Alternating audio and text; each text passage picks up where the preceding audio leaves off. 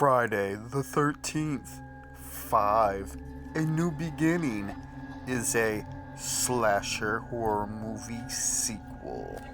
Well, at the end of Friday the 13th 4, this boy kills Jason again? So it makes me think maybe Jason was never really dead, even though his fingernails looked all crazy.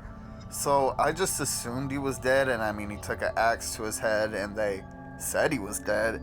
But nonetheless, he takes a mean machete to the face at the end of 4, and he is cremated supposedly, so we like to think he's really dead. Well, that's what we think. Now, fast forward, it's been some years as that little boy Tommy is now basically a grown man, but he is basically crazy because he himself basically killed this psychopath that was like murdering tons of people, and just the trauma of that has drove him insane. So now he's at like this place that houses like insane people, but it ain't a jail or like a facility. It's like free roam.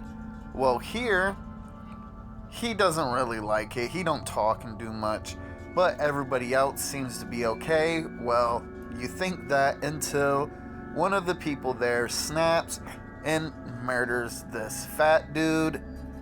Yeah, and that is just how the movie starts. So it's kind of like they definitely needed some kind of security at this place.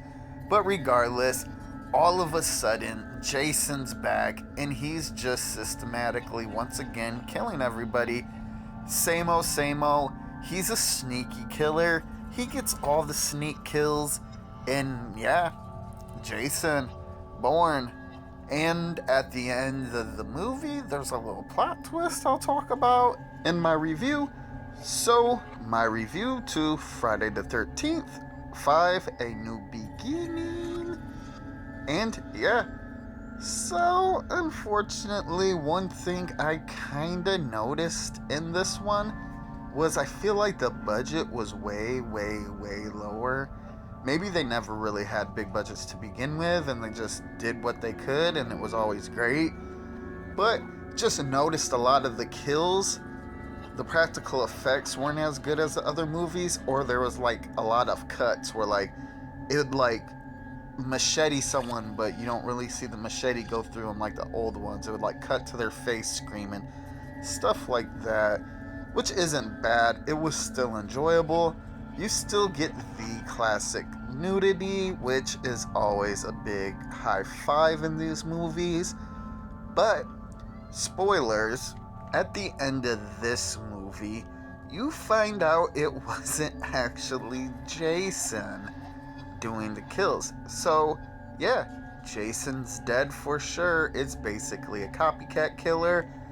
That fat kid that got murdered in the beginning of the movie was one of the paramedics' son, and when the paramedics gets there, he sees his son chopped up, and he freaks out and decides to basically kill everybody at this psychiatric place, free roam area.